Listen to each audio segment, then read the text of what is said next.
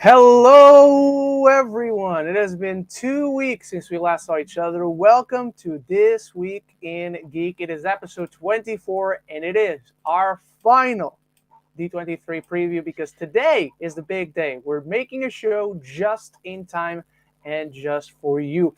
Thank you so much for clicking on this video. Thank you so much for watching us live, or in case you're not watching us live, thank you for listening to us on Spotify, whether you're going for a run, whether you're working out at the gym, whether you're on a commute. As you can see, we're back in London on the classic set. And as always, my name is Ren Geekness, and I'm joined by the best co-host in the world, Zach Pope. How are you doing today, Zach? I'm doing good, man. Today's the day that we find out that John Today's the day. Krasinski's not playing Fantastic Four, Mr. Fantastic anymore. Just so you know, we haven't spoken at all in 2 weeks. We have not maintained contact. We have strayed away from one another for 2 weeks. So I'm talking to Zach for the first time since I last talking to you. That's not true whatsoever. All right, everyone. So without any further ado, you know how this works. We're going to start off with our weekly rankings. That's where we rank everything that we watched through the past week. Obviously, we have been out for 2 weeks at this point. Then we're going to go into our main topic of discussion. That is the main title of the video. That is what is on the thumbnail. And then we're going to go through your questions, which you can leave on the community tabs, and we'll do our best to get to them all. We don't promise that we can get to them all, but to guarantee that your question makes it on the show, you can use the tip link or the super chat in the description, and that gives us a lead into giving a shout out to our channel members. We gained a new channel member through this past week while at Venice. Juan Moreno, MSB, Film Bruna, and Nate Ankenbauer. Shout out to all of you for always supporting this channel. Without any further ado, ladies and gentlemen, I've missed you all. Let's get started. I'm not going to rank the Venice movies because I will have a specific video for that tomorrow, but I still watched at least 3 things that are not in Venice since the last time we did a show.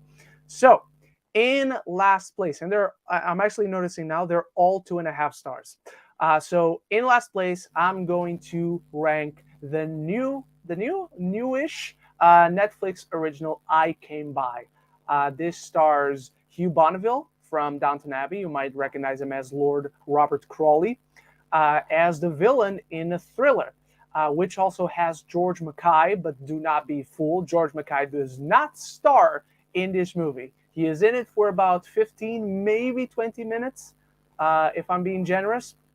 It is a very deceiving marketing. And I'll tell you this starts out as a 4-star movie and quickly drops very fast. On top of that, I'm going to have Netflix original as well, Carter. This has been on the platform for a month. I've missed it for a month, but I finally caught it. Insanely choreographed action, but it is too much of a good thing. It is just entirely too much in everything it does. And finally, on top, at my number 1, I Love My Dad. This is the Patton Oswalt comedy based on a true story. Yeah. It's really charming. It is cringy on a very intentional level, and I hate the ending of this movie. Me too. So I'm I just gonna hated leave it. it at that. I hated the ending. I hate the ending of this film. All right, Zach, off you go.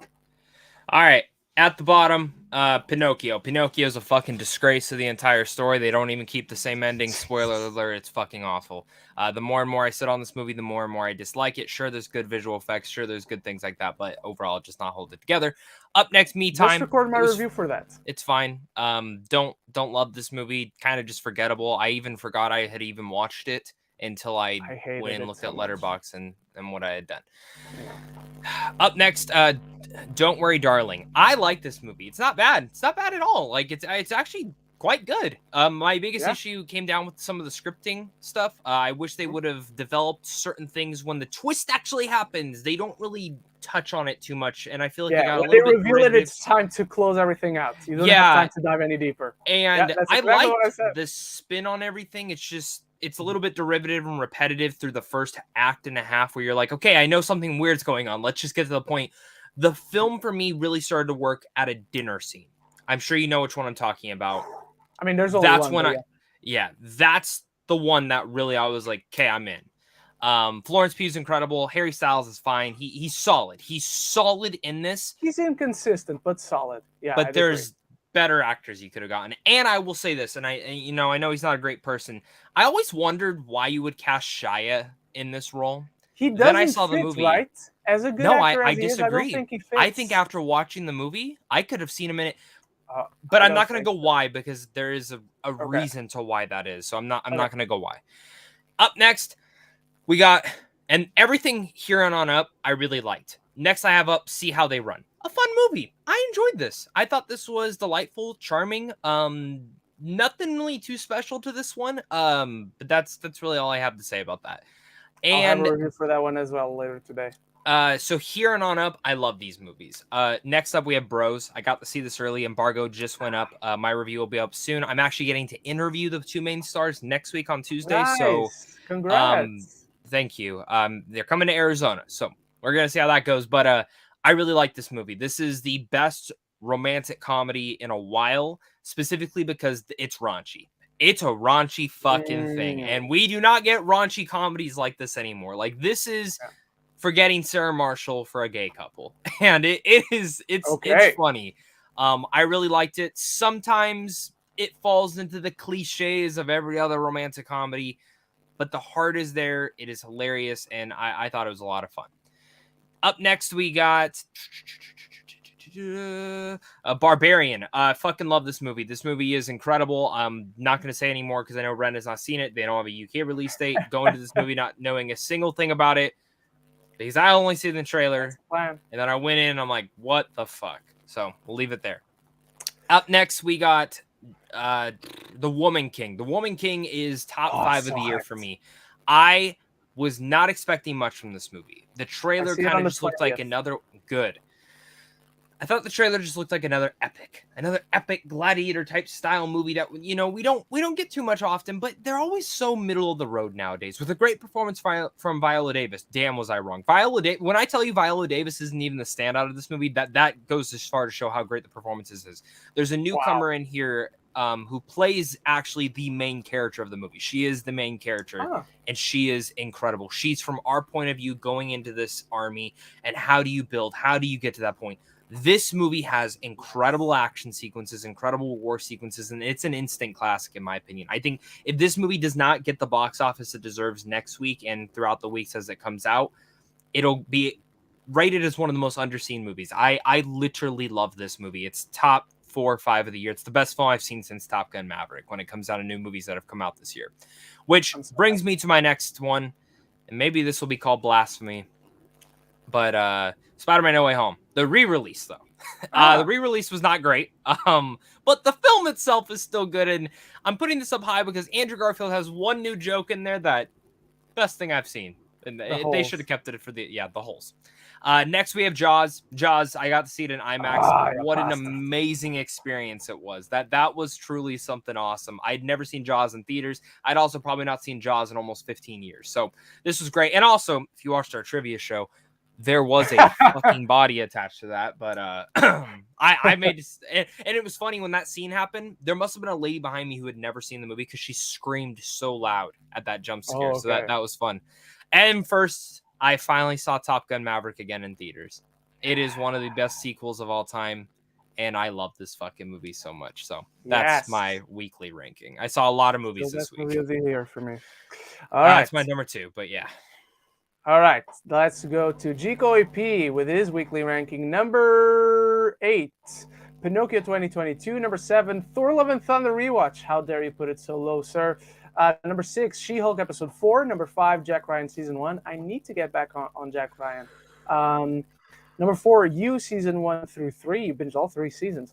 Number 3, Pinocchio the original. Number 2, Made with Margaret Qualley. And number 1, The White Lotus. The White Lotus is still a show I have not made my mind up about.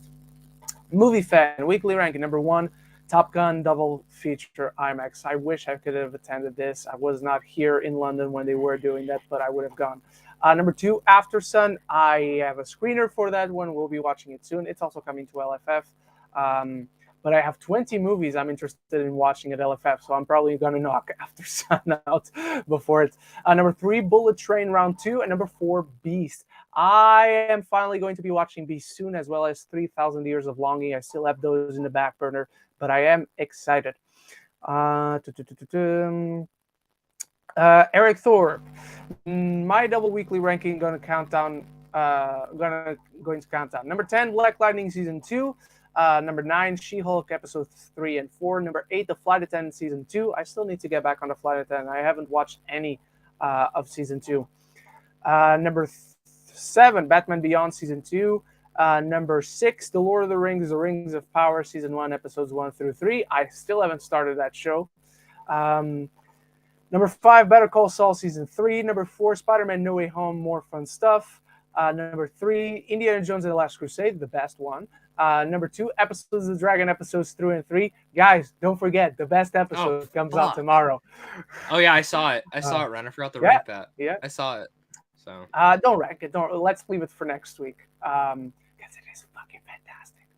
Number 1, The Lord of the Rings, The Return of the King Extended Edition, the best one out of the bunch for sure. And finally, we had another one. I saw another one, didn't I? Oh, here it is. Luis Feliciano.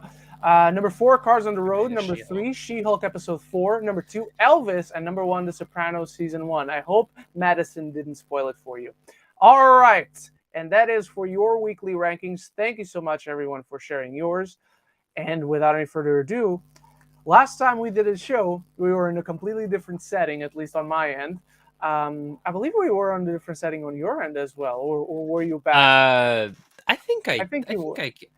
I think you were there. I think the previous show you were. Yeah, I think I was at my fiance's that day. Yeah. So last time we did this show, completely different setting on my end, and we talked about D23. I'm noticing some statues are missing from your background, by the way. I moved them because I didn't have space to put them anywhere with these bad boys. Oh, okay, the that's helmets why. now. Yeah, I like the look. It's cool. It's cool. Thank you very much.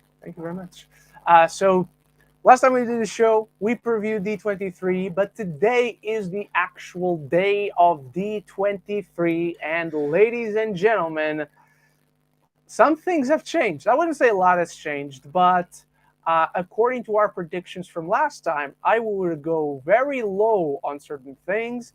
I would keep other things in the same exact percentage, and I would go even higher on other things. I'm still very confident that we get the Fantastic Forecast, that we get the director. We might even know who the director is at this point. We might be bamboozled. We know we're going to get a ton of animation stuff. I cannot tell you how I know certain bits of information, but I will read verbatim what I actually know and what I shared with Zach.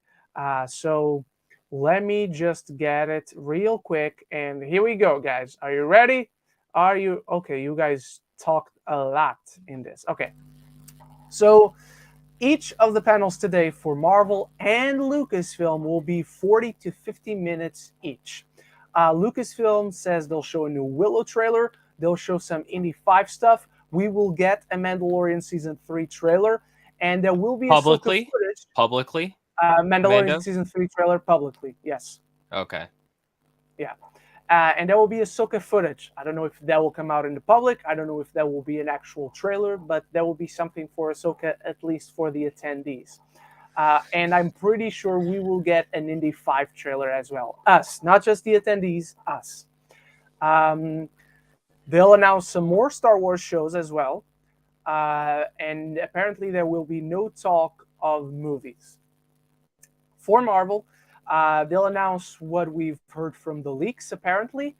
They'll show footage from the Halloween special, which Zach and I know something about, but we'll let you witness that come to life later today.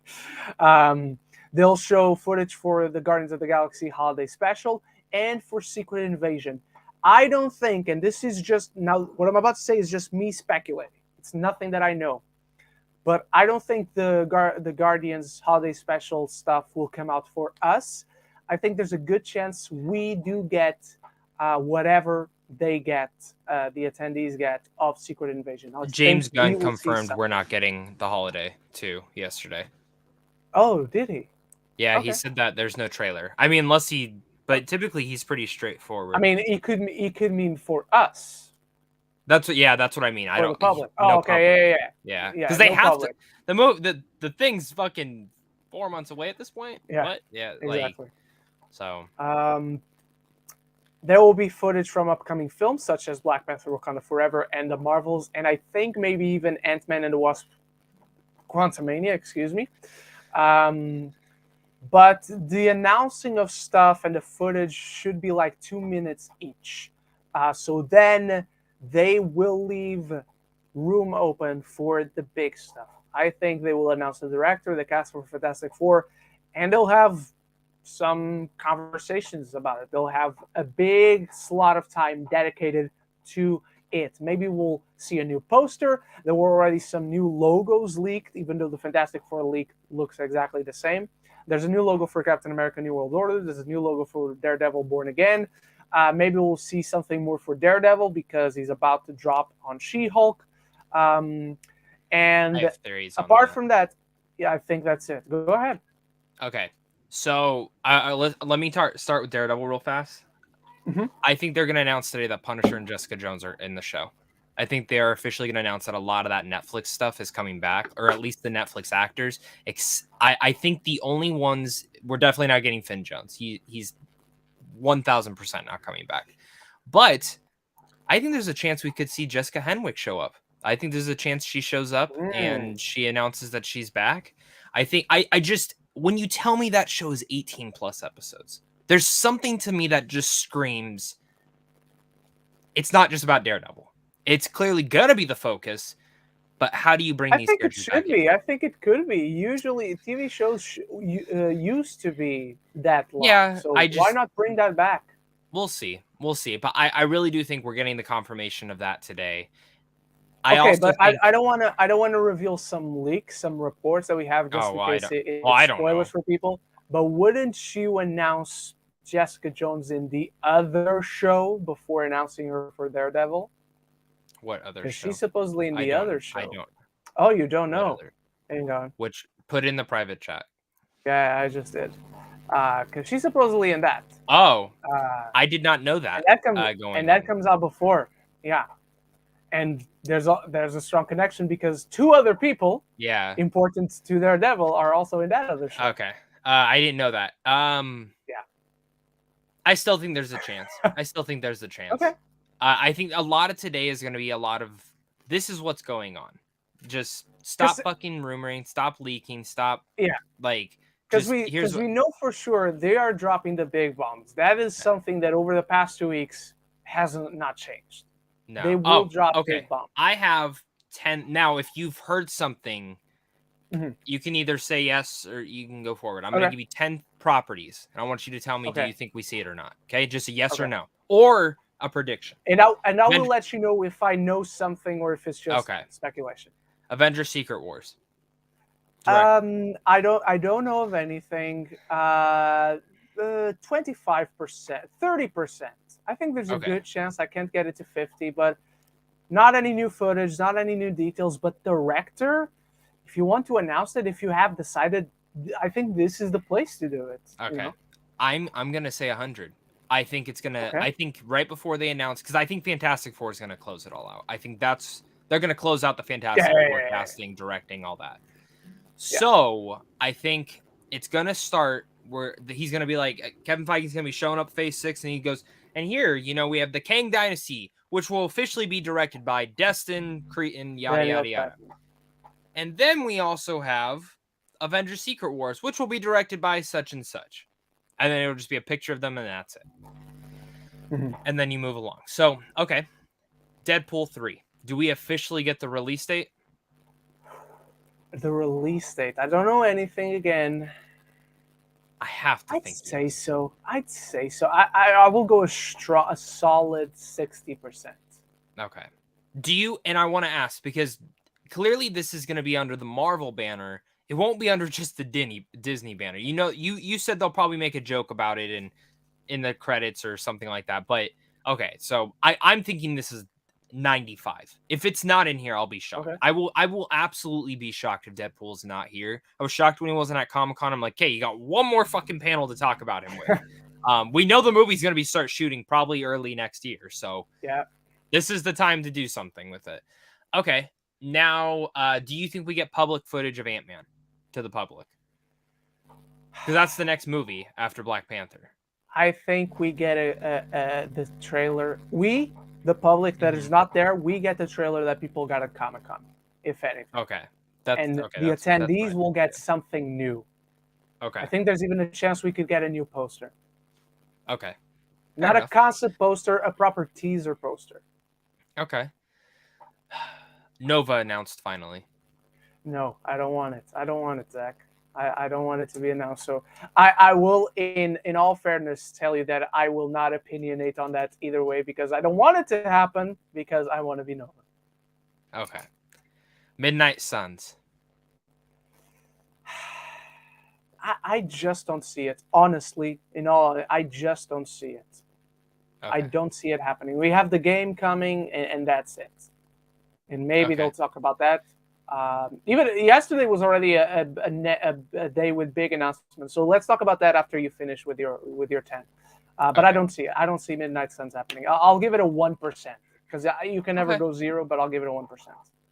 Okay. Then I would just say, do you think we end up finding out if Moon Knight's going to be in another thing or a Ghost Rider could possibly show up? Like something of that nature that adds to I think if anything, we hear what's the next step for Moon Knight.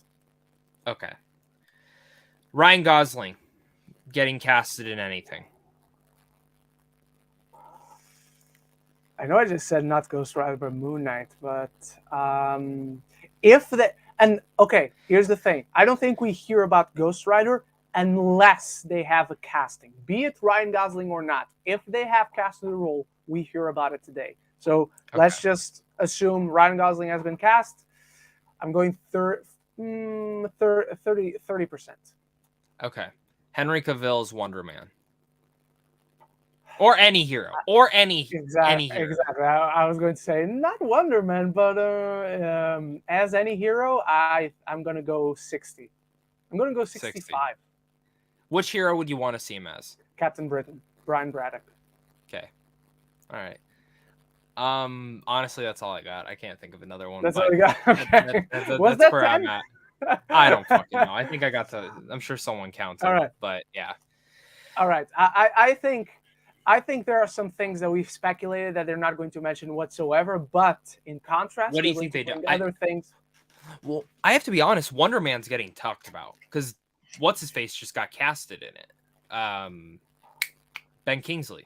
He just got casted in it by Hollywood Reporter. So that's getting talked about. I think that's getting talked. I don't think Henry Cavill is going to be Wonder Man. I think a Wonder Man would be a Henry Golding or something like that. You know what I was going to tell you? I have a gut feeling they're going to go older. And when I say older, I mean 50, 60 age for Wonder Man. Tom Cruise, baby, Wonder Man. That would actually be pretty cool. Have you caught up? Wait, have you caught up on Campia's thing? No. I'm behind. He laid out a name that he heard, and I think if I tell you this name, you're going to flip out about it. Tell me in the private chat. Tell me. No, I can just say it. I don't know if it's real. Nathan Fillion. Nathan Fillion. It's a great name. It's a It's a great He was going choice. to be Wonder Man in Guardians 2. There was a scene planned for him. Yeah. I think it's a fantastic fit. I don't know what you can do with Nathan Fillion right now long term as that character. Yeah. But I love Nathan Fillion. I think it's a great fit. So, yeah. Yeah. Okay. That's where I agree too. Oh, with Fantastic Four, if they announce the cast for Fantastic Four, do you think we're getting Doom? Do you think they announced Doom at the same time? That's the thing. You would think so. Logically, you would say, you announce Fantastic Four, you announce Doom. Like, one comes with the other. It's like bread and butter. Like, you don't eat bread, you eat bread and butter. But at the same time, you, me, the entire internet, we've all just been speculating. Director and cast. When we say cast, it's The Thing, The Human Torch, Invisible Woman, and Mr. Fantastic. And nobody, I'm guilty of this, you are guilty of this, everyone has been guilty of this, nobody is talking Doom. And I don't know why, because logically, of course you announce Doom at the same time you announce the Fantastic Four. This would be a great way to announce it. Fantastic Four cast that comes out, Kevin Feige's talking about it, lights go down. And all of a sudden, a guy in full costume for Dr. Doom walks out. And then he takes off the mask, and that's the reveal. It's whoever the fuck. Dude, that'd be a great reveal. I'm sorry. That would be fucking fantastic. Cool. Okay, my perfect casting for Dr. Doom is still to this day David Tennant. If he is not Dr. Doom, I'm going to give you two other names. Okay. I'm going to give you one that would be quite an amazing cast, but I think it's quite, I wouldn't say impossible. Nothing is impossible. You think they're going to go big actor? I think they're going to go big actor. So I'm going to give you two names. The first one I'm going to give, it is a name that I think would be an incredible fit, but I don't think it happens. I don't think this actor would be interested. As great a script that it can be, and that is Claes Bang, who played Fillion. That's in a Northman. Great choice. That's a great choice. He's good, but I just don't think he takes it. Now I'm going to give you another name, which is also an incredible fit, and I think he would very happily take it, particularly if Mr. Fantastic is played by John Krasinski, maybe even if the movie is directed by John Krasinski, and that is underrated actor who's about to shock the world next year, and that is Killian Murphy.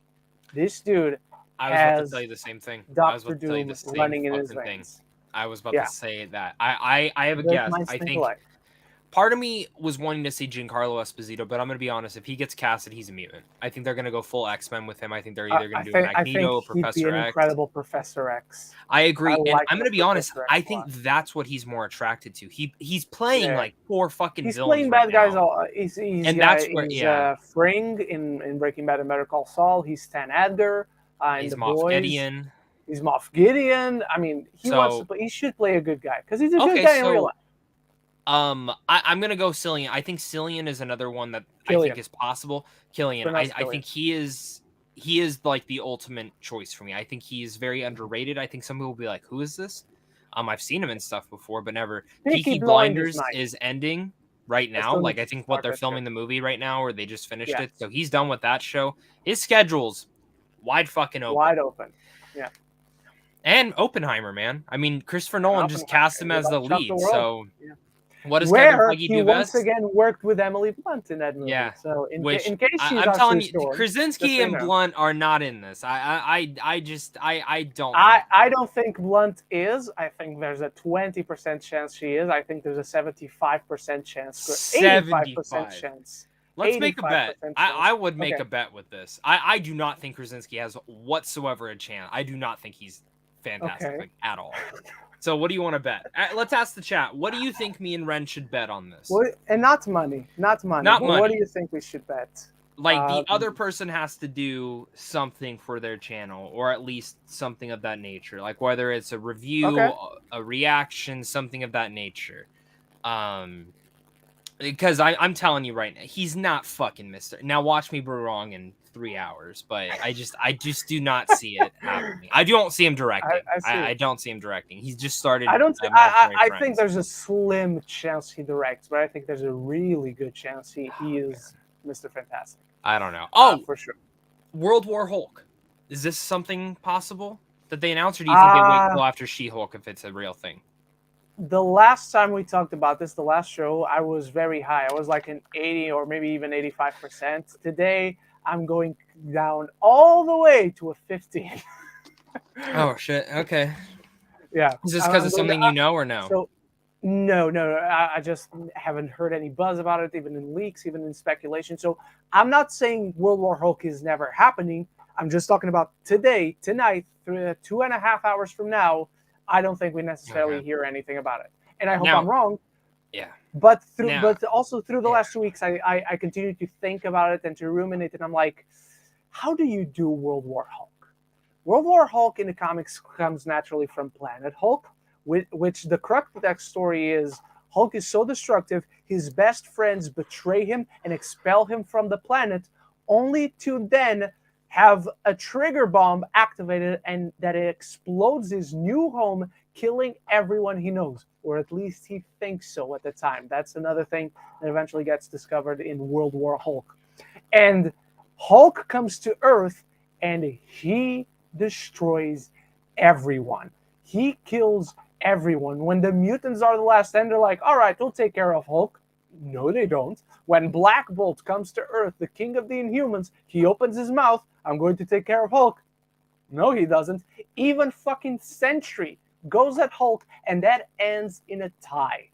So that's how pissed off Hulk is in World War Hulk. So I just don't know how they do it. I don't know the twists and turns of adaptation. I will say this, though.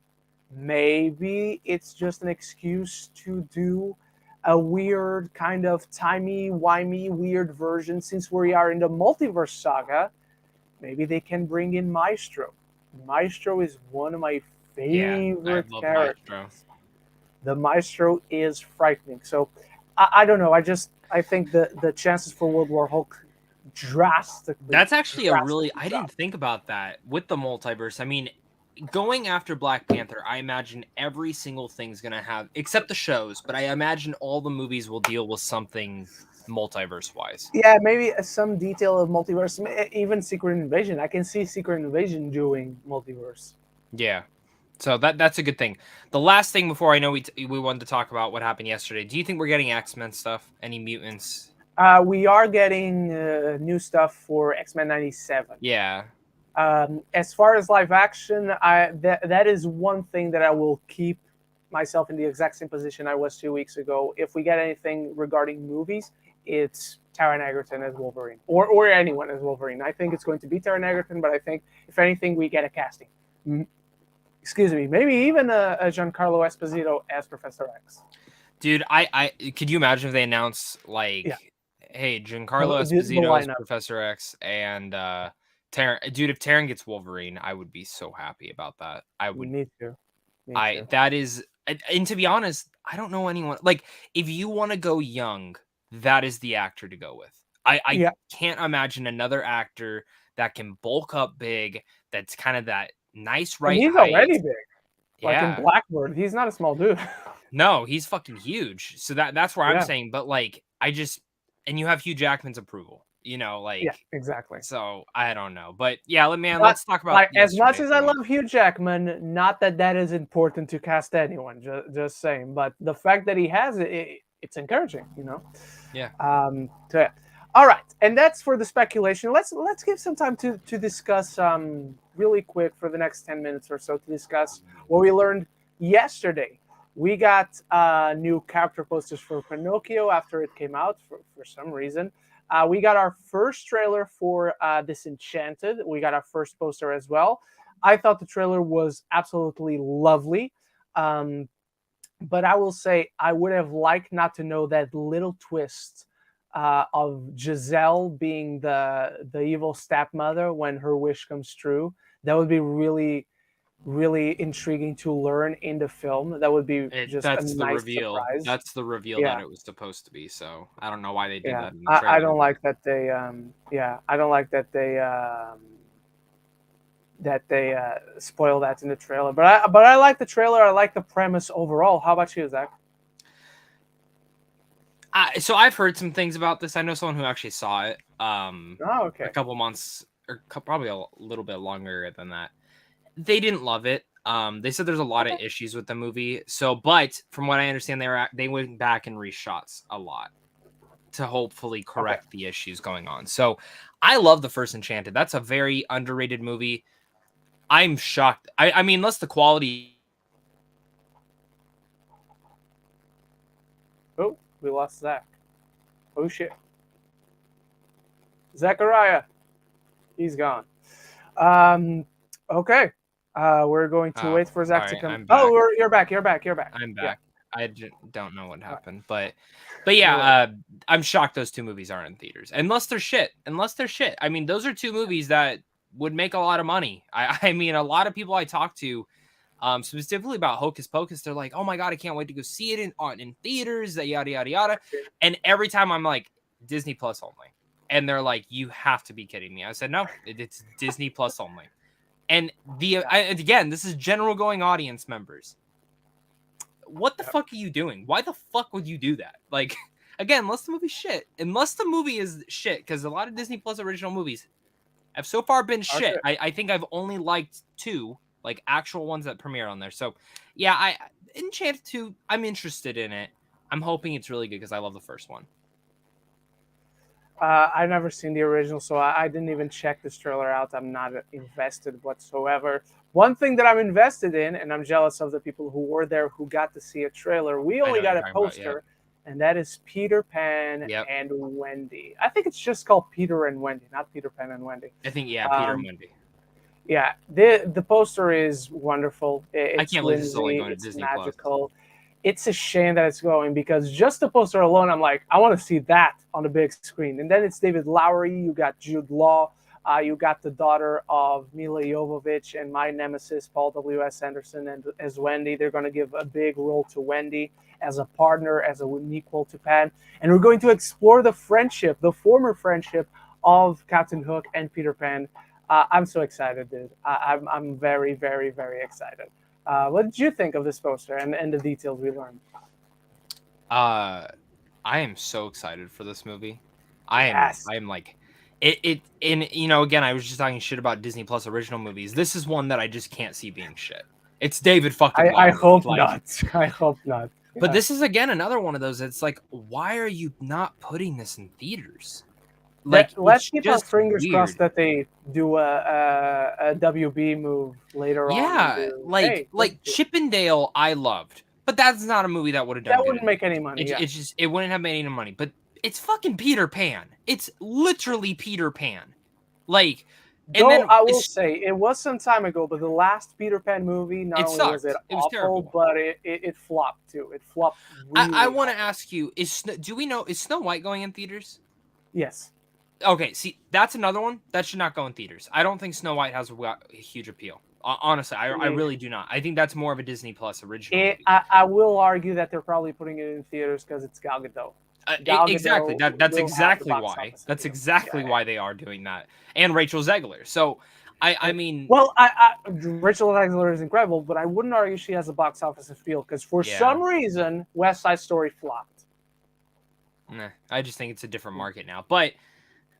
I don't know. I'm telling you, like, this is not a movie that should go in theaters. But I'm excited. I'm really excited to see what David Lowery.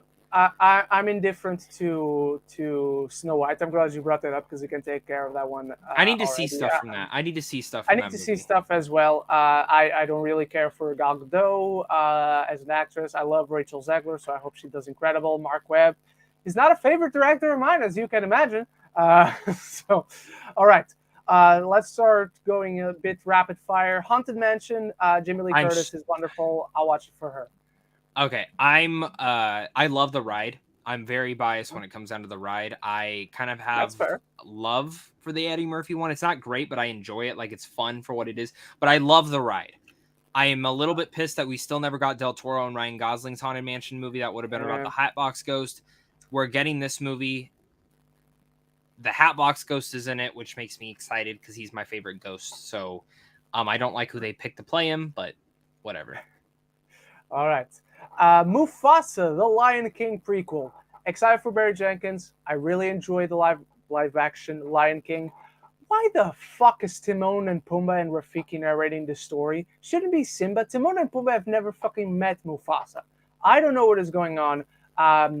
I think the idea is somewhat promising. It is kind of, not to compare it in terms of quality, but it is very much Godfather 2, Part 2. It is past and present, 2 generations on.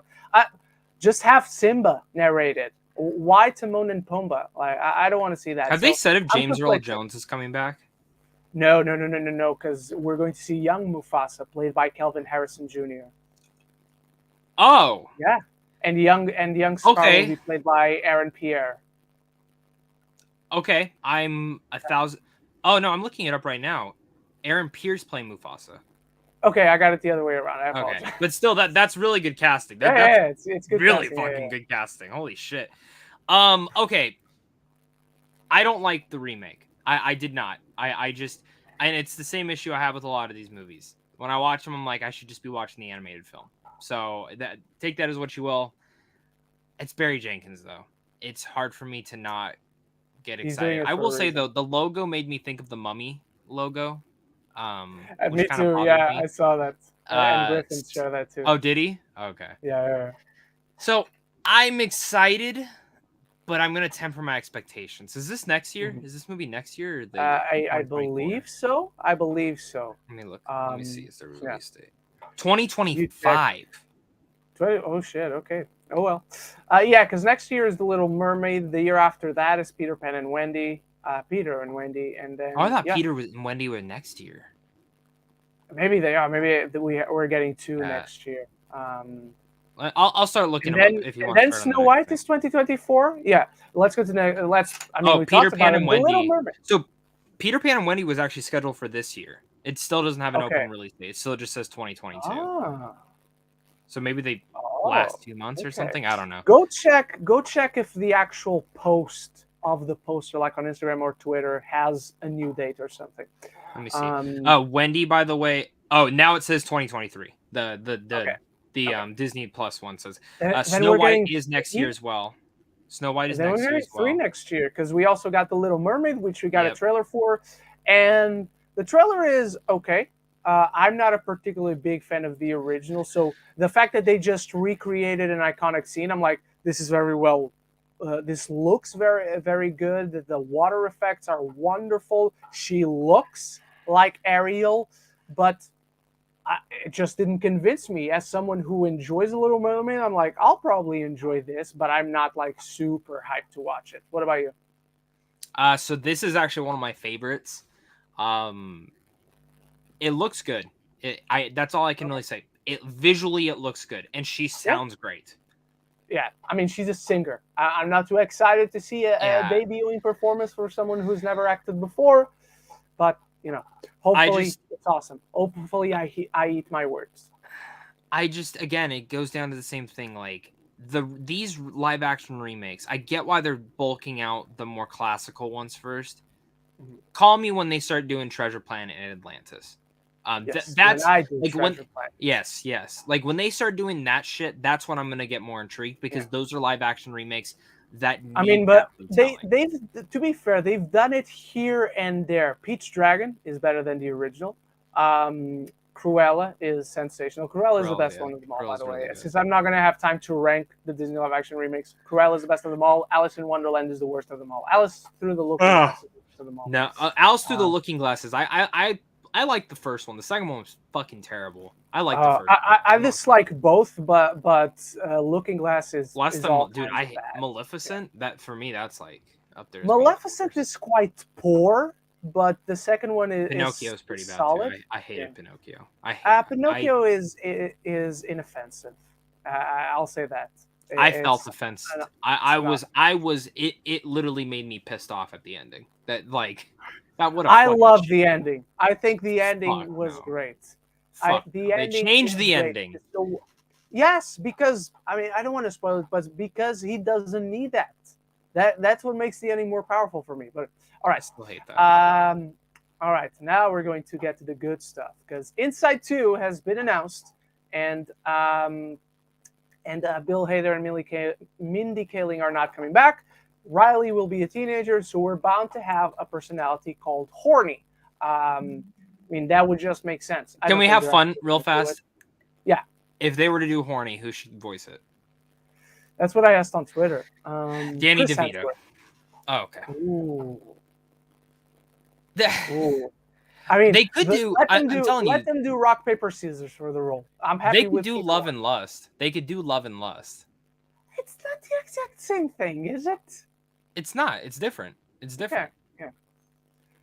So, but yeah. Or maybe maybe Love and Lust is the same, and it's a split personality. No. If you do, that's personalities with emotions with split personality. That's an interesting idea. I would do like, let's say they do Love and Lust. I'd say one is Chris Hemsworth, and the other one is someone suggested on Twitter, Léa Seydoux. That would be an intriguing combo. Dude, why they didn't even talk about Hercules. No. By the way, they didn't talk about Hercules at all yesterday. I totally just remembered that. That's wild. So, by the way, forget Danny DeVito, forget Chris Hemsworth. I know who should voice Horny or Love and Lust. Antonio Banderas.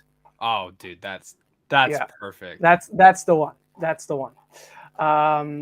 Jeff Goldblum would be fun. I think he's a better fit for another personality, not necessarily confused. You know what? I think he'd be this is exactly a Pixar idea. Jeff Goldblum would be really funny as the funny bone, and he would actually be a bone. You know, so yeah. All right, so we're excited for Inside Out 2. I'm just fearful that Pete Docter is not coming back, which is a shame. Elemental, I cannot wait to see this. All the key visuals. The idea, so just the concept itself. The concept, awesome. Like they're going to make us cry for the elements next. Pixar's Elio. It is a somewhat okay premise, but it's exactly the okay premise that I think Pixar can elevate. So I'm interested. I'm not excited quite yet, but I'm going to keep my eye on it because I know Pixar can push it up, so to speak. Zach? I got vibes of Luca. Like when Luca was announced, I liked the concept of Italy and stuff like that, but I didn't really care. I think Elio is going to be a little bit more smaller scale than a lot of people are imagining. Just like the concept itself, kind of what they showed. Mm-hmm. When is that one coming out? Did they give that one a That is 2024. I saw. Oh, as well. Okay, so Inside. So we're only getting one Pixar movie next year with the show, and then two the year after.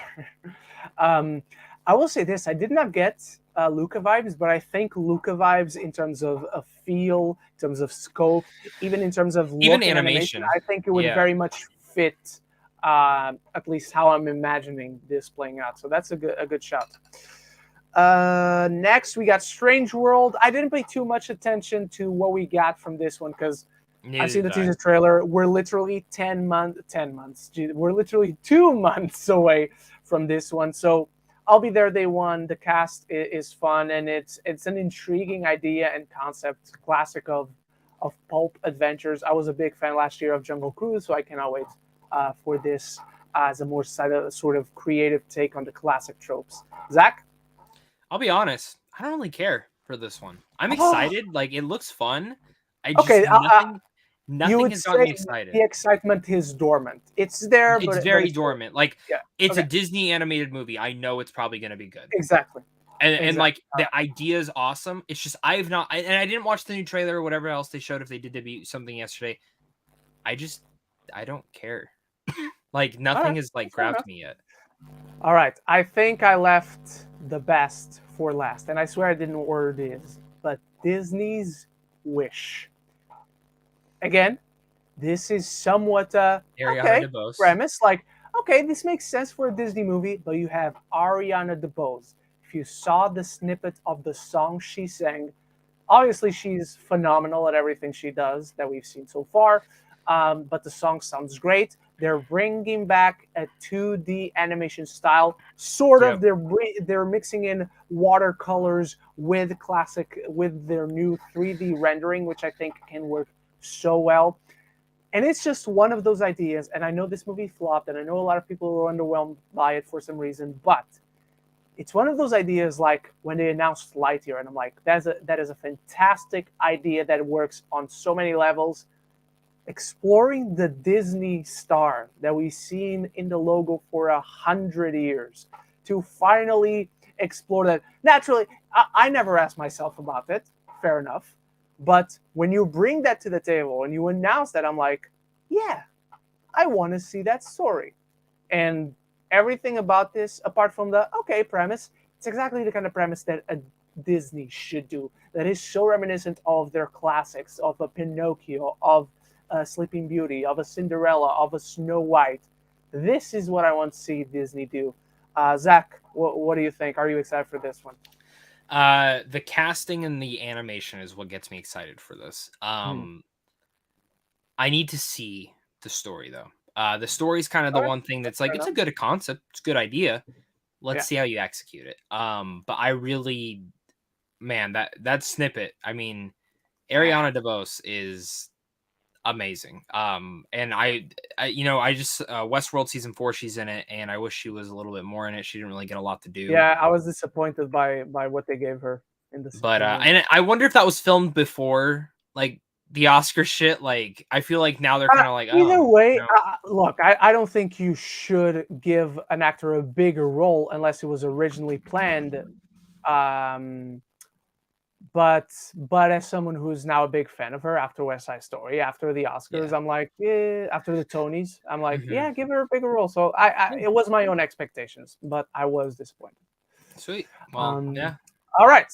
Without any further ado, ladies and gentlemen, we're going to move on to your live questions. Not your live questions, the questions you left on the community tab. And don't forget, never too late to support the channel through the tip link or super chat in the descriptions. The Master Gamer, are we going to get more updates on Elemental, especially cast, and if it's going to theaters on Disney Plus? We did. It's going to stick in theaters, at least for now. Let's keep our fingers crossed. And we got the cast. The actor, I don't remember his name, but he was just recently in Jurassic World Dominion. He was in this show that was just canceled on Netflix that I'm not remembering the name, Archive 81. He was in that. He was in an episode. He was not in an episode of Black Mirror, but he was in one of those Blumhouse movies that they launch every year. He was in Black Box, the sort of Get Out ripoff. Yeah. He was the best part about that. So yeah, he was in that. And then the actress, I don't know who she is. I'm not familiar. Leah Lewis, I believe it's her name, but I'm not familiar with her whatsoever. So the cast doesn't get me any more excited, but he also doesn't take my excitement away. Master of Gaming also asks, are we going to get more updates on Disenchanted? We did. And Fantastic Forecast tonight, baby. Tonight. Well, not tonight. It's going to be AM still for you guys. It's going to be tonight for me. Master of Gaming, Ren, what did you think of the Black Adam second trailer? Didn't watch it, Master of Gaming. I don't watch second trailers. Zach, you watched it. What did you think? It's the exact same trailer they showed to Comic-Con attendees, because the one they put online at Comic-Con was not the same one that we saw. But I will say this trailer had a different filter and like a couple different moments. But overall, it was the exact same trailer. There was just a couple different scenes that were cool. Like, I'm not going to go into because you didn't see it, but some cool things that Dr. Fate does that we didn't get to see, which I was like, that's fucking cool. All right. Demonic Scott, what tone is Black Adam possibly going for as we get close to its release? I mean, I don't think the tone is going to change as close as we get. I mean, to me, and I can answer this. I know someone who saw it. I know someone who saw the movie. So epic superhero movie, an epic adventure, action adventure. Yeah, that's kind of how it was described. It was described Man of Steel, but not as dark, like not as dramatic, I guess is the way to say it. It's a lot of fun. That's everyone I've talked to that has seen the movie, like test wise, has said it's a fuck ton of fun. Yeah. Like that. And you can have fun with a horror movie. Yeah. You can have fun with something that frightens you. Fun doesn't necessarily mean chuckles. Doesn't necessarily not mean chuckles, but you know. Dominic Scott, what's your main reasons? What's your main reasons going into Black Adam? I want to watch a superhero movie. That's my main. I want to watch The Rock as Black Adam. That's my main reason. Zach? I want to see Dr. Fate. That's my biggest reason to see the movie. Yeah, that's fair. Who will be the Kevin Feige 4th EC? Good question. We don't know. No, we don't know. Like right now, I don't know. It'll be whoever we have never heard of before. Exactly. Just like we had never heard of Kevin Feige when Marvel Studios began. Yeah. Dominic Scott, thoughts on Ezra Bridger appearing in a Ahsoka show played by Eman Esfandi? I hope I'm pronouncing that right. We knew Ezra was going to show up. There's a part of me that is saddened for Mina Masood that I was so excited for him. But, I mean, there's no denying this dude looks like Ezra. Looks like what Ezra would look like as a grown-up. I'm not familiar with him. I've never seen anything he's been at. I don't even recognize anything that he's been in. But if they chose him, I trust him. Zach? Let me tell you, never heard of him before. I'm sad Mana didn't get it, but yeah, I can't deny. I know it's Dave Filoni. Dave Filoni knows what he's doing. This is his baby. So if he feels that this is the best actor to play Ezra Bridger, then sign me up. Now tell me who Thrawn is. Exactly. I mean, if Mina Masood is not Ezra, then maybe Lars Mikkelsen is not Thrawn, which is wild. I'm really curious to see who's playing him because Lars is perfect. I mean, you really don't. I mean, he is the voice of Thrawn. Like, that's my thing. Like, if they brought Darth Maul back for live action, I would just bring Sam. Just do Sam in it. Like, that's what I would say. Don't do Ray Parker. Definitely don't bring Ray Parker back. Especially after what he posted on Instagram. Is it Ray Parker or Ray Park? I think it's Ray Parker. I don't give a fuck. He posted his penis on Instagram. Yeah, that's not what Ray Wiener. That's his name. Joe Fletcher, who is the most overrated character in pop culture for you? For me, it's Homelander. Oh, come on, Joe. Come on. Most overrated character in pop culture. Good question. Good question. I mean, the current iteration of the Joker is highly overrated, but, I don't have anything against the original character because he is the best comic book villain of all time. Who is the most overrated character in pop culture? Oh, I know, Naruto. He's not even the best character in his own show. So there you go. And I love Naruto, don't get me wrong, but he is overrated. Zach? Goku. How? That was a personal attack. I know it was. Most pop. I don't know. I don't really care. It's not like I'm like, oh, you guys like that character. I think that's so overrated. Like, you know what I mean? I've never really thought of that. It's just cool. I don't disagree or agree. The viewer Drew, do you think we will see Hugh Jackman as Wolverine or a completely new person in the role? We're going to get a completely new person. I mean, I'm sure Hugh Jackman can pop up once as a cameo, as a wink in Deadpool 3, but outside of that, it's a completely new person. He's not coming back, and he shouldn't.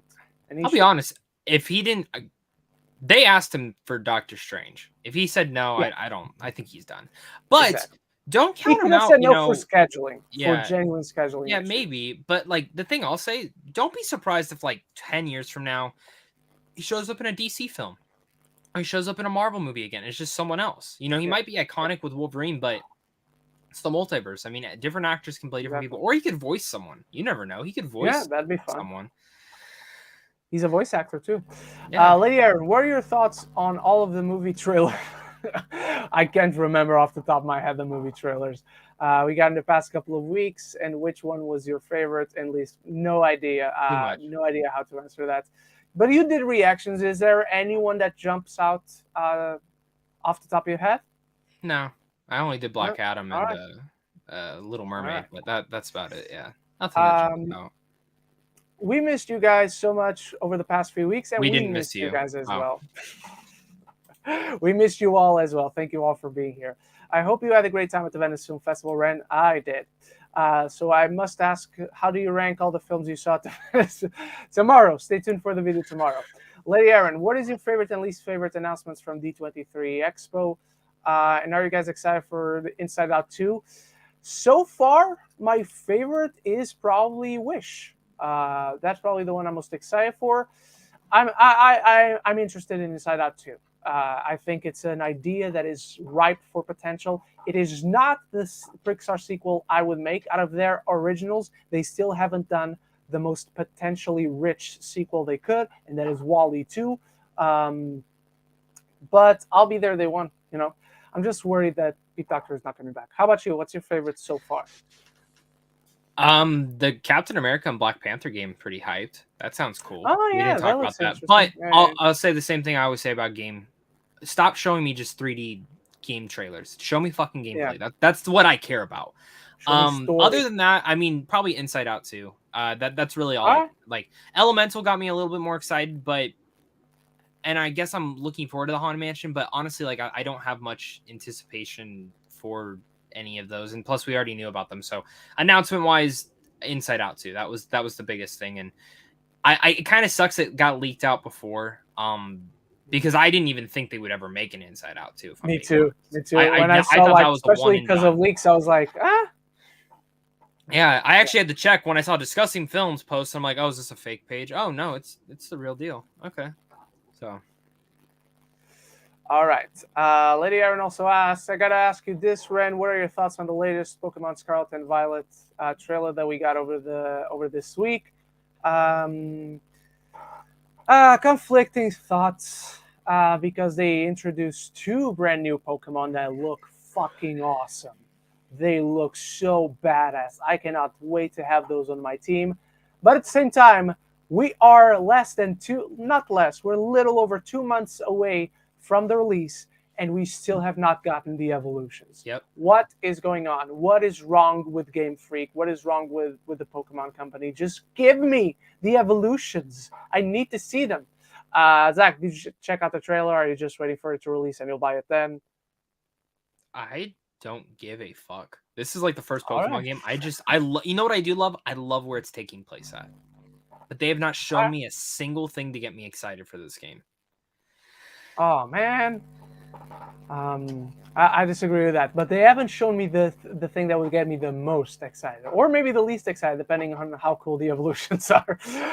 Lady Aaron, thoughts on Gun Maverick now being the 5th highest grossing movie of all time domestically and just recently surpassing Black Panther for that spot? It's insane.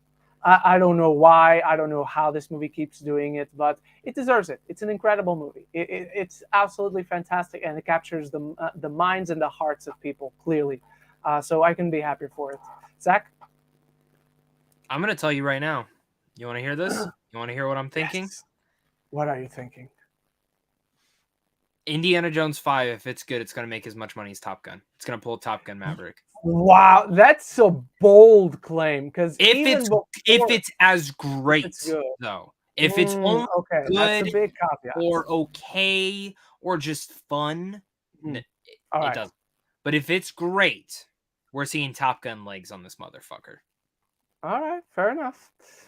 Lady Aaron, Ren, what is your favorite male, female, supporting male and female performances from the Venice Film Festival? All right. Favorite female performance, I'm going to give the edge to Cate Blanchett in Tar. She is nuts. I see she that is in a out of weeks. This world. Not the biggest fan of the movie itself. It's a good movie. It's solid, but not the biggest fan of it. I'm going to tap out on the favorite male performance because Brendan Fraser or Hugh Jackman. Give it to either of them. I'll be happy. Genuinely be happy. And then my favorite supporting performances both come from the same movie, and that is The Banshees of Inisherin. My favorite male supporting performance is Brendan Gleeson. My favorite female supporting performance is Carrie Condon. They are absolutely.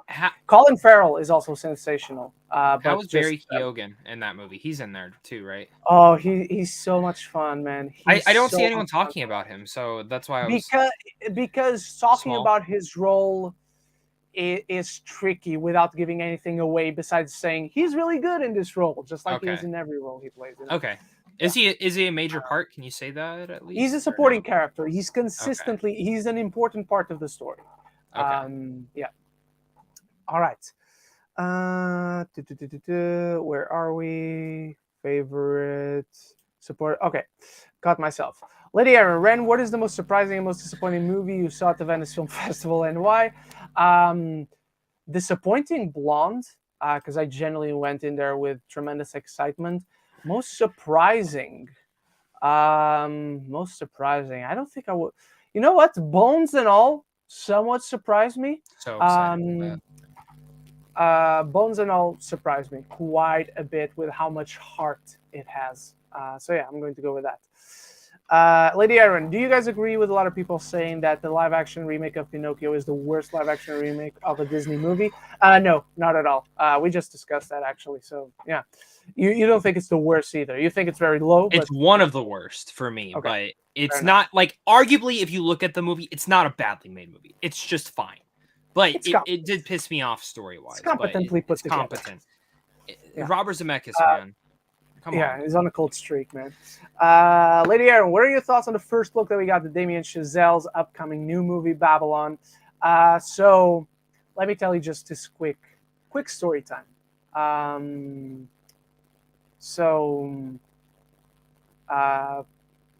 If you told 2017, because he only saw it in 2017 Ren, who loved La La Land, and 2017 Ren, who loved, and 2018 Ren, who loved First Man, that a few years from then, he would get a direct email from Paramount promoting the first look pictures for Damien Chazelle's new movie, he would not believe you. But getting that in my email for one of my most anticipated movies of all time really, really encouraging. So I just love having that email in my inbox, and I'm not deleting it.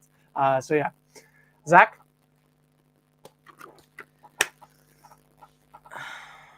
Can you repeat the question?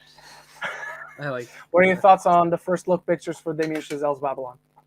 I told all of you, Tobey Maguire is not Charlie Chaplin. That's true. I will also say this: they are not fucking around when they say this is winning best costume and best production design. Oh yeah, holy shit, it's insane. I'm still. Yeah. I gotta be honest with you. Paramount right now is the two best. It has the front runners. It's Babylon and Top Gun. Paramount is having one hell of a year. I remember even up until last year, we're like, Paramount is in trouble. They do not have a franchise, and they keep having shitty movies. This year, they have Scream. They have Jackass. They have Jackass. They have Top Gun Maverick. They're about to have Babylon. Maybe it won't do tremendous. I've also heard Smile is awesome. I also heard Smile. I've also heard Smile is awesome. They have Sonic the Hedgehog 2. They have South Park continues to kick ass. They have The Lost City. Who thought The Lost City was going to be good? I didn't. Yeah. And that's it. Because they also have bad movies. They also have Secret Headquarters. They also have The Contractor. They also have Senior Year. But that's every movie. Every studio has shitty movies. But like, they're bad movies. They're like, yeah, that wasn't too good. Their good movies are top of the food chain this year. So they're in a good spot. They're in a good spot right now. Jigo EP, I cracked. I'm sorry. Jigo EP, I don't know if you guys listen to this band, but over under 50% of My Chemical Romance makes a cameo in Disenchanted to sing the song from the Black Parade album. I do not get the reference. Do they have a song called Disenchanted? I know one song from them. They're totally not my style of music.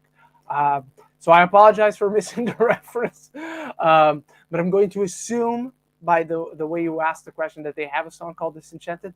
I don't know if it fits a Disney movie. So I would go under 50. But Zach, are you familiar? Do you understand the reference? Do you think not a single idea what this means. All right. Lady Aaron, by the way, Ren, congratulations on reaching over 4K subscribers on your YouTube channel while at Venice. Thank you so much. I was ashamed that I couldn't celebrate right away. I just celebrated. I didn't celebrate. We're going to celebrate tomorrow with a live 1 hour, maybe 90 minutes Q&A. Just very intimate, very relaxed stuff. So yeah. Gico EP, do you guys kind of hate it when people say a certain actor can do no wrong, when especially we've seen them in bad movies and be bad in some movies? I know we can't blame actors, but no actor's filmography is flawless. I don't know. I have a review coming out of a movie that I didn't like, but I literally say that a certain actor can do no wrong. So yeah, I don't know that if an actor is good, an actor is good. Obviously, you have to be a certain caliber of actor. But yeah, rarely will I blame the actor. Rarely will I say that is a bad performance. That I will say that is a performance that was not allowed to be great. That is a performance that is just okay. But when I say an actor can do no wrong, I usually reserve that for the kind of actor that always elevates a role that would be lesser without that actor in it. Zach? I pretty much all agree with you, so I'll leave it there. Gico EP also asks, let me just check something. Alrighty then. This isn't much of a question, but more of a video recommendation for you guys and everybody in the chat. But in honor of the fantastic forecasting announcements, if it happens, I would recommend a video by the channel M-Mask. That's a retrospective on Marvel's Worst Family, talking about the history, going in depth on the characters and the best in the comics and why the movies failed to represent them. Thank you so much. The link is there. I'm not going to delete that. So if you guys want to check that out, that is in the community tab. Lady Aaron, do you guys think the controversy surrounding Don't Worry Darling will affect its critical rating and its box office performance in some way, or will it have no correlation towards the controversy? So as someone who's seen the film, it doesn't affect the movie itself whatsoever. Like, you don't see any of the supposed backstage issues at all on screen. Box office, it's going to enhance the box office, if anything. The critical rating, it's already affecting it. A ton of the issues I see people, and the film has issues, don't get me wrong, I don't rate it one of the top 10 movies of the year. I don't think it's a great movie, but I see a ton of the complaints with that film be like, you're saying that because of the controversy. That's not in the movie whatsoever. So, yeah, that's my take. Zach? Pretty much the same. I don't think this movie was posed to make a lot of money. I was also kind of surprised to only read that it's $20 million was the budget. So the fact that it was only $20 million, this movie will make its money back. It only needs to make $100 million worldwide. It's going to do very good box office. I don't think it's going to do Top Gun Maverick box office or anything. And the only thing I'll say is that it's gonna make money, but it's not gonna have legs. And the reason it doesn't have legs is because the word of mouth isn't particularly great about it. I think people will want to see it opening weekend. A lot of the Harry Styles fans are gonna go see it because they're fans of it. I mean, that's the reason my sister wants to see this movie. I got to the place at 7 a.m. and around 50 people were already there. Here's the thing. You need to get there by boat. You need to pay for the boat. So the fact that people were already there at 7 a.m. stationed with their sleeping bags, with blankets on the floor, with sheets on the floor to lay out, insane. That is Gico EP, rewatching Love and Thunder, and even I seen some complaints about this with a recent episode of She-Hulk. What are you guys' take when it comes to the MCU's balancing of humor? The times where they balanced it well, and the times where certain moments get undercut by the jokes or are too goofy. The times where the drama gets undercut by the jokes and are too goofy have definitely been there. They're there throughout the entire history of the MCU, but they're few and far between compared to the times where the humor is balanced incredibly well. Yep. I would say they're like a 15 to 85 average, percent average rather. Yep. Alrighty. And Love and Thunder is definitely not guilty of being too goofy. I will stand my ground on that, sir. Same. I still need to watch the making of and to rewatch the movie now that it's on Disney Plus. I'm still waiting for my Steelbook. Lydia Aaron, have you guys pre-ordered any new Steelbooks, 4K DVDs? There are no 4K DVDs, by the way, or any Criterion Collection movies recently or not really. And will you guys get the WALL-E Criterion Collection Blu-ray when it comes out in November? I certainly will if it is available here. And I think it is the first Pixar movie to get this treatment, but I'm surely getting my hands on that. I don't know if I pre-ordered it recently, but I have Love and Thunder pre-ordered. I have Top Gun Maverick pre-ordered, and I think that's it right now. Zach? I have Top Gun Maverick pre-ordered. I'm not going to pre-order WALL-E because what Criterion does 3 times a year is 50% off all their movies. So I'll just buy it when it's 50% off. I'm not spending $60 on a Blu-ray. Cool. Awesome. All right.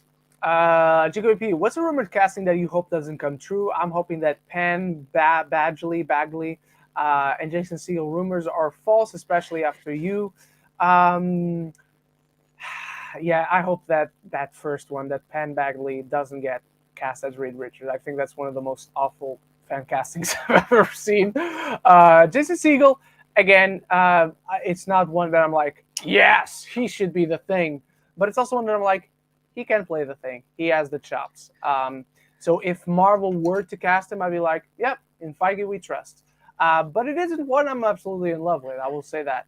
But yeah, I don't like Penn Badgley. The only one I like less than Penn Badgley is the other guy from It's Always Sunny in Philadelphia as Reed Richards. He's the only one that I'd be disappointed. Penn, I'm not mad about. Penn, I'd be like, okay, that's solid. I do not like it. I do not see it. Nah, but again, Kevin Feige. I mean, they've never casted someone bad. That is the exception, though. If he cast him, I'm like, not sure if in Kevin Feige we trust. Stop that. You still would. If this was DC, though. Not in general. Not saying in general. Okay. Saying like for this one, I'd be like, that was your one miss. All right. Lady Aaron, I just recently got To Kill a Mockingbird on DVD last week, and it's a movie that I have seen bits and pieces, but I have never seen the whole thing. What should I pay attention to going into watching this movie for the first time? Everything. Film. The performance, the writing, it's chef's kiss. I would love to go see the play. The play is right now here in London. I'm sure it's in Broadway as well. I would love. It's written by Aaron Sorkin. I would love to see this play, man. I would love to go see it. Lady Aaron, did you get The Last of Us Part 1 remake yet? And if so, what are your thoughts on it? I haven't, but Zach? I haven't had time to really play it a lot just because I had like 3,000 screenings this last week. But I'm about 30%. I know you did. I'm about 30% through the game. It's the exact same game. I do not think it's not worth $70. It is not worth. Oh yeah, that's why I didn't buy it, because I was like, this is not worth. And even gameplays, they didn't really enhance it, which I was a little bit disappointed in. Okay. But I would be lying if I didn't say this is the best graphics I've ever seen in a video game, and I would also be lying if I didn't say that adds added emotion to every scene. The opening scene, not going to spoil it again if you don't know the opening scene, but I didn't think I could cry harder. And then there's a moment between Tess, Joel, and Ellie where Tess tells him to go. And you know what scene I'm talking about. That scene, the added emotion that they had put into all their eyes and the frustration, there's just something special there. So the game is making me excited to see that next cutscene, that next added emotion that we're going to get. Because the graphics are that fucking good. They are that it's like watching a movie that you wish you could watch again for the first time in a new light. That's how this feels. All right. So, GGOP, most surprising, underrated, disappointing, and overrated movie of the year so far. So surprising, probably The Bad Guys or The Lost City, for me. Underrated, Thor: Love and Thunder, easily. Disappointing, probably Jurassic World Dominion. That's probably the most disappointing for me. And overrated film of the year. Nothing's jumping out. Do you have any for these in mind, Zach? Can you do what is the first one again? Because I was trying most surprising, underrated, disappointing, and overrated. Okay, surprising, Ambulance, The Woman King, and Top Gun Maverick. I knew Top Gun Maverick was gonna be good. I didn't expect to be that fucking good. Exactly. Overrated was one you said. Yeah. I'm still searching for my answer for that one. Overrated. Bodies. I guess I don't get the love for that. I think it's good, but I will agree. That will be mine as well. And what was the other one? Overrated. Disappointing. And underrated. Disappointing. Doctor Strange, but I still liked it. I didn't love it. I didn't love it, and I wanted to love it. Also, I would say, and you're probably going to disagree with me, Unbearable Weight of Massive Talent. I wanted to love that movie. I only liked it, and yeah. All right, fair enough. All right. Oh, I missed one. Lady Aaron, what are your thoughts on the Rings of Power so far, and which one do you like better, House of the Dragon or Rings of Power? I mean, I haven't seen Rings of Power, so I guess I like House of the Dragons better, but again, I haven't started Rings of Power yet. Zach? House of the Dragons it's tough to talk about both because they're both different fantasy shows. They're both different. House of the Dragons has the added bonus of time skip, so it does not have time to waste any moment. We already know the world of Game of Thrones. We already know this world of Westeros. We already know who the Targaryens are, but we don't know who this family is. So that's what they're expanding on. They're two vastly different fantasy shows, so it's hard to compare. If I had to say which one I'm liking more, it is House of the Dragons because I'm more intrigued by the story there. If we're talking just in general, Rings of Power is excellent. I mean, it is an incredible show that has the best production design I've ever seen in a show. The story, it's slow, but it's a lot. I mean, it's just one of those shows that I can't say anything about the story until I see the entire first season to go, yes, the pacing that they used was warranted. Right now, I'm intrigued. I'm intrigued with everything going on. It's like the first season of a Game of Thrones. You have this family, you have this character, you have this.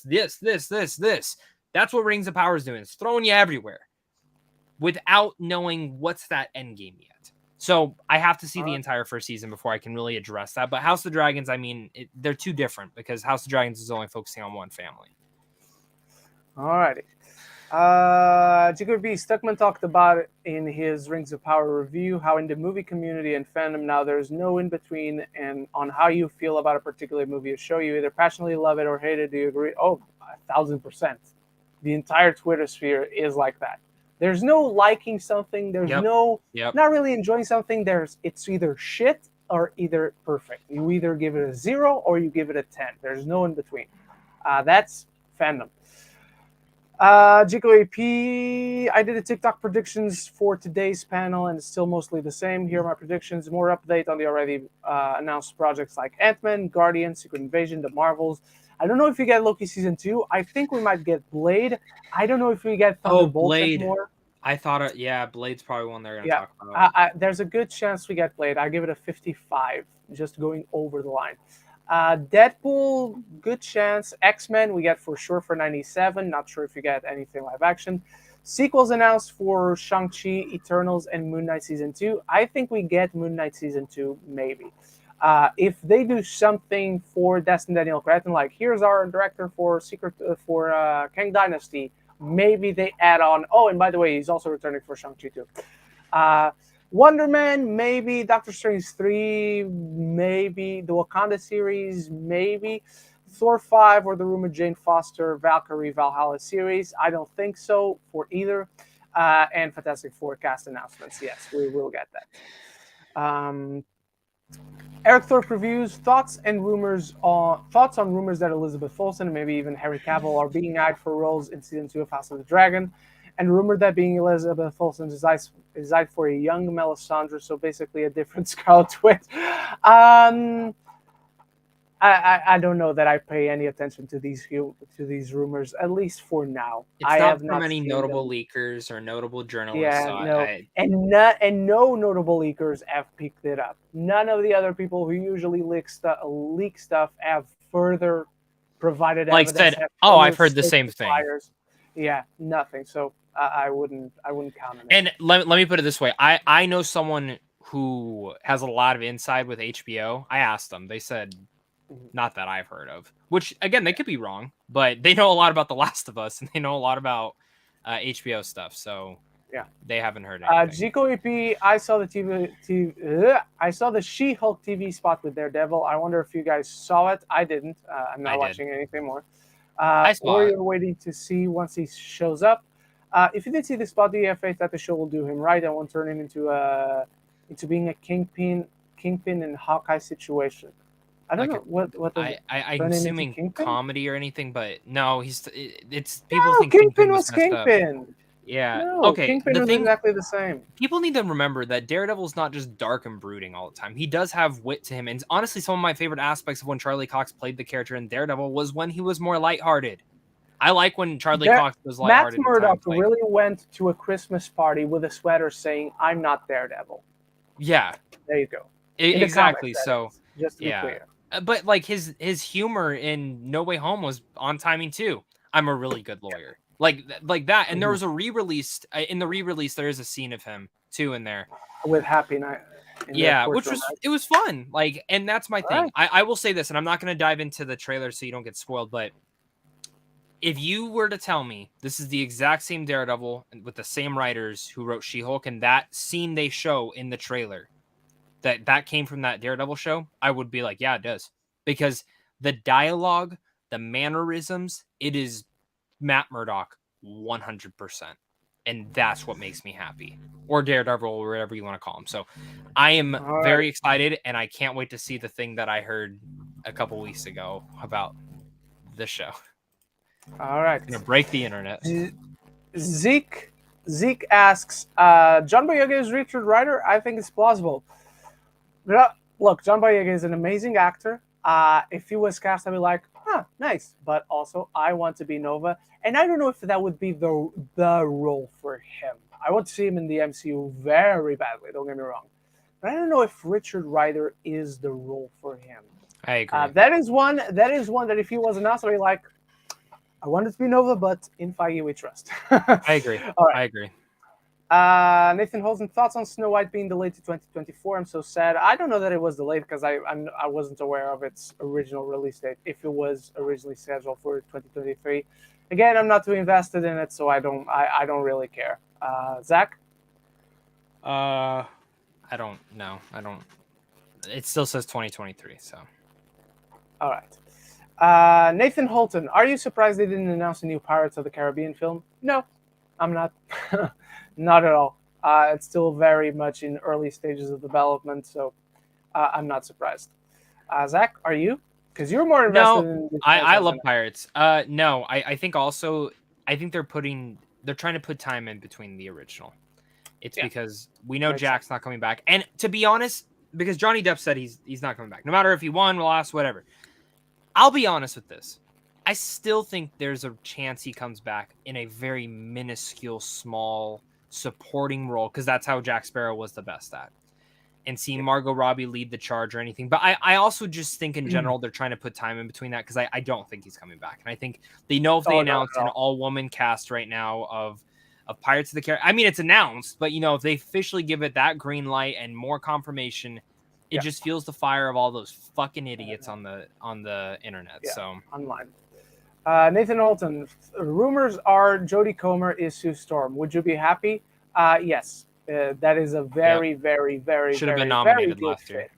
I don't really mind that she was nominated, because she wouldn't have won, and if she wouldn't have won, I don't really see the point of getting nominated.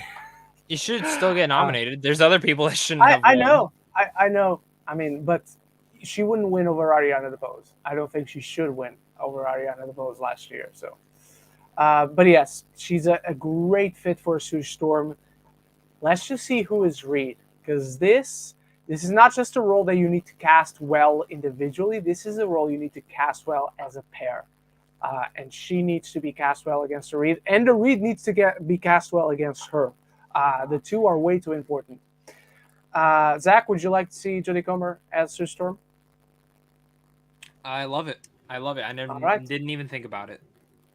Nathan Holton, do you think it's concerning we heard nothing on Hercules at D23? So we addressed that earlier.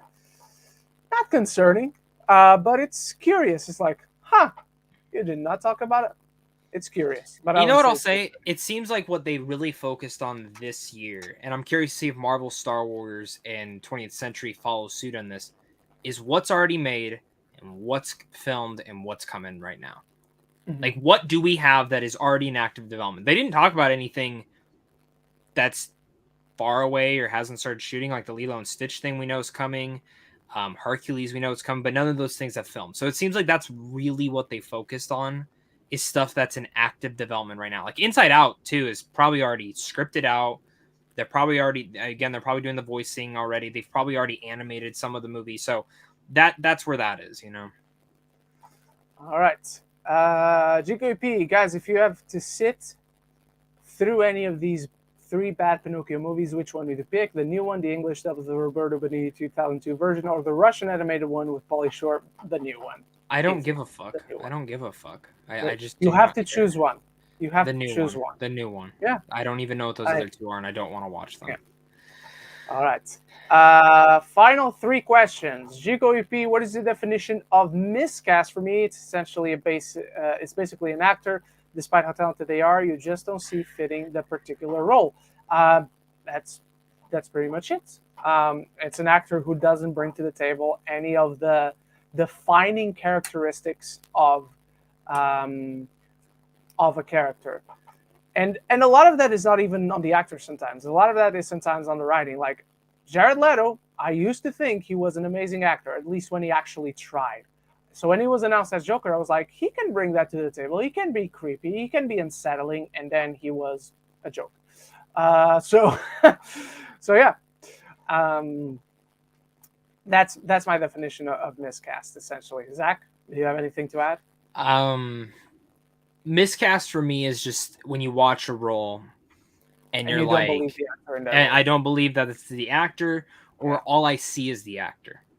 Yeah, that's fair enough. All right, Heezy Hay asking the real question, straight out of the controversy from the Venice Film Festival. Did Ren spit on Zach? I can tell you I didn't, and you cannot prove otherwise. Zach, do you have anything to say? No, he hasn't spit on me yet. All right, yet. That's the real question. And final question coming from Gico EP. What's a movie you have a frustrating relationship with, where you love a lot about it, but also like certain aspects about it? Most movies can be frustrating. To me, a frustrating watch recently. Well, oh, I know. I'll tell you what. White Noise.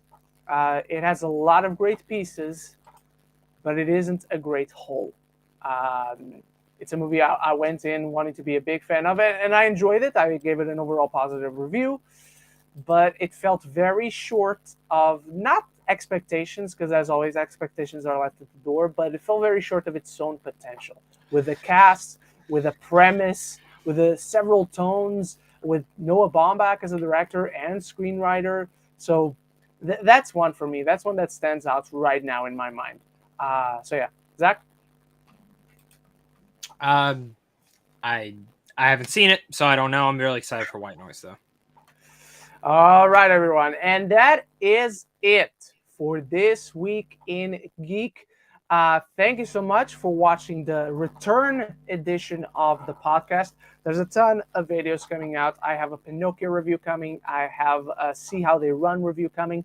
Tomorrow, not only will there be a ranking video for every movie I watched at the Venice Film Festival, from worst to best, but also we will have a live Q&A to celebrate 4,000 subscribers. Thank you all so much, old friends and new, for bringing us over this milestone. And we've continued to grow a little bit beyond that milestone through the past week, which is very exciting, very humbling. It won't be at the same time as This Week in Geek. I think we'll do it at, right now it's 8:30 over there, right, Zach? PT? Yes, sir. Okay, so I'm thinking we'll do it at 9 a.m. PT, maybe even 10 a.m. I'll aim for 9 a.m. PT, so expect that. But anyway, I'll schedule the live event, so you'll see it on your YouTube subscriptions tab. So yeah, thank you so much for joining us. Be excited for D23. About 90 minutes to go for the panel to start. Maybe we'll do another impromptu live to talk about all the news. Maybe not. But expect all those reviews. Expect a ton of videos. There's already a House of the Dragon episode 4 review scheduled to drop as soon as the episode ends on Monday morning for me, 3 a.m. for me, but Sunday evening for you guys. And Zach, what do you got coming up? Whatever Marvel drops today. Trailers, yeah, exactly. Star Wars, all reacting to that. And then at the end of when the entire panel's done, I'm going to do a short breaking down real fast. This is what was announced, yada, yada, yada. So you'll kind of get that throughout the day today, if you want my overall thoughts. And lots of reviews coming up. It's getting to that season where it's just fuck me busy all the time type of schedule. So, but Ren, I do want to say again, I told you over chat, but congrats on the 4K finally. Thank you very much. Your reviews fucking killed it. The whale review I looked in after I just the whale is my most watched video of all time. Really? It surpassed The Boys season 2 finale review. Finally. Hell yeah. Well, there you go, man. That's how it works. So I loved living through your coverage. I was talking to Cynthia. I'm like, if I go to Venice next year, would you want to just go and you can just do whatever you want and I'll just go watch a movie? But I know of someone from Next Best Picture who went, and I met him, and he took his husband. Oh, really? Okay. Yeah. So maybe. And his husband was just walking around. I never met the husband, but I just know he was there. Okay. He wanted to see Venice, but he had no interest in the actual. Maybe that's what I'll end up doing. So, yeah. But dude, congrats! Seriously, that your coverage was awesome. Way better than I couldn't have fucking done that many reviews. But and I do like when you took over Luke's bedroom. Yes, because it was much less echoey. I was the last one who arrived at Venice, so I took the bed in the living room, and so I had the big space without thin walls. So I bet. Yeah. All right, everyone. Thank you so much. Thank you, Zach, for the kind words, and thank you for 4,000 subscribers. We'll be here to celebrate as well as the typical content on the channel of movie reviews before I finally give it a few days of rest because I am exhausted. So until the next time, love each other and love the movies, and let's hope there's a good cast for Fantastic Four.